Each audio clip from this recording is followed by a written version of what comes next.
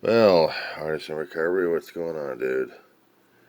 Yeah, it's about 21st, I think. It's Friday morning. I'm not even live yet or awake yet. It's about 3:23 in the morning, West Coast time. We're down to see Roseman, California. You know the schmuck that does the diary of a graver named John Beer?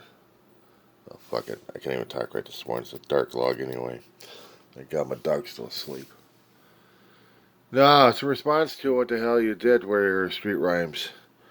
Worried about the MAGA response at this point over here. I really don't give a flying hoot about the maggots anyway.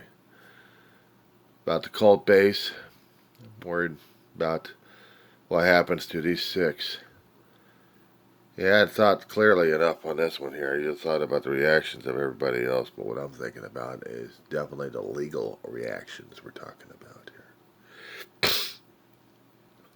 Sedition is one thing that they could try to be charged on. Problem is, it has to be a violent coup, and they weren't doing that. Trump should have been charged on sedition. He wasn't. He should have been.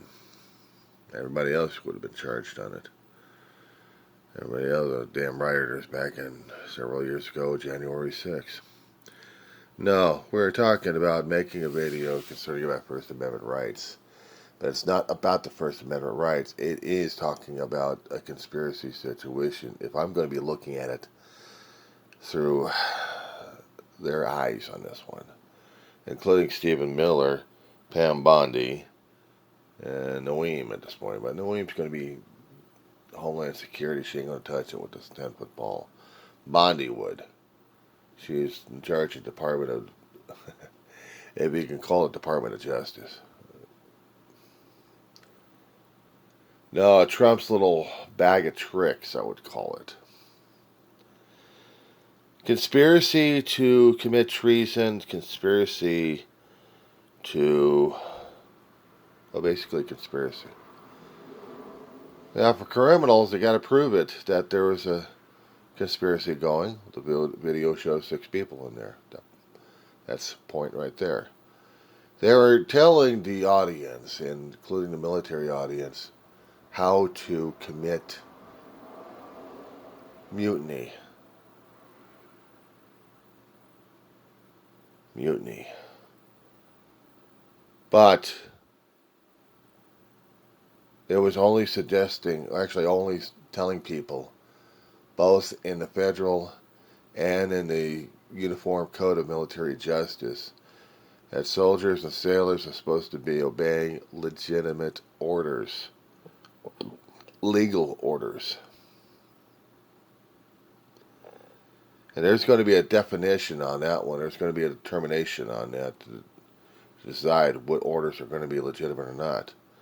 Either it's got to go through the regular courts, but since we're dealing with former government officials, some were served in the military and the others in other forms of government agencies, it may go through the court systems on it. But for those who have already served time in the service, doesn't matter which branch it was, they'll get their commissions reactivated, I would think, and then put through the military courts to decide whether or not if they were actually going to be committing treason, sedition,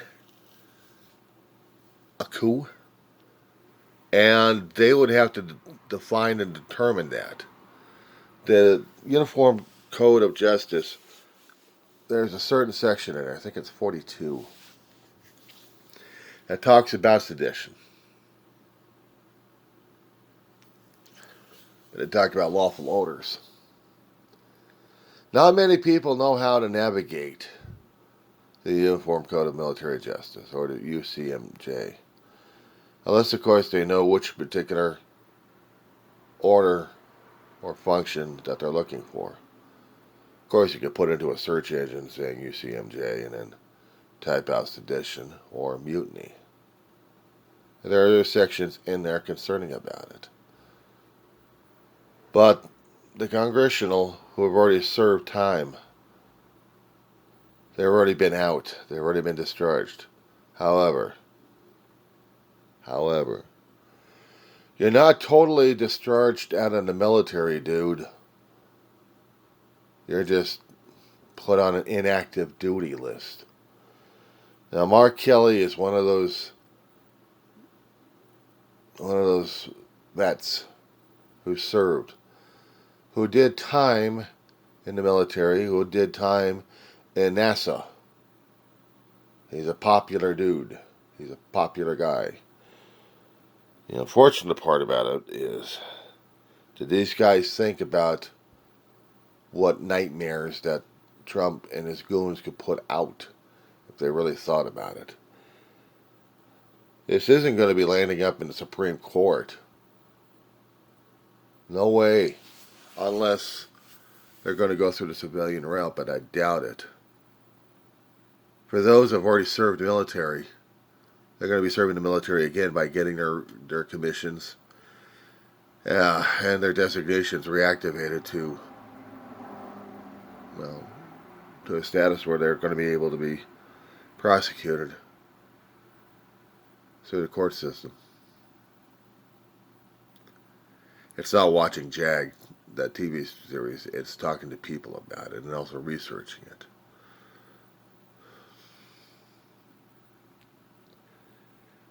But this is going to have a whiplash effect in the next month or less.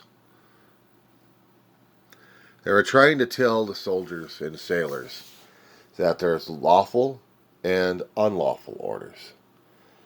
And when I was trying to make a determination in my other videos regarding this dude, is which order is lawful and which order isn't. There was a reason why in the branches there's always legal representation. Now the top dogs of the legal representation have been wiped out actually, during this past year. Trump came into office. Everybody's job of legal representation became forfeit.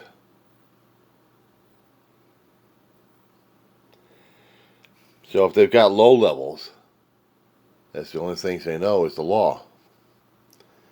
They would try to help out their fellow military folk. They would try to help them out and navigate it. And they would think that their jobs are going to be in, well, are the legal representation going to be in compliance with Trump or not? Or are they still going to be following the U.S. Constitution and the UCMJ, and thus becoming part of the conspiracy in the military coup? They're going to play this out. They're going to play this one out. The Trump administration is going to go fucking with us. We're not done seeing this particular action yet. We're not.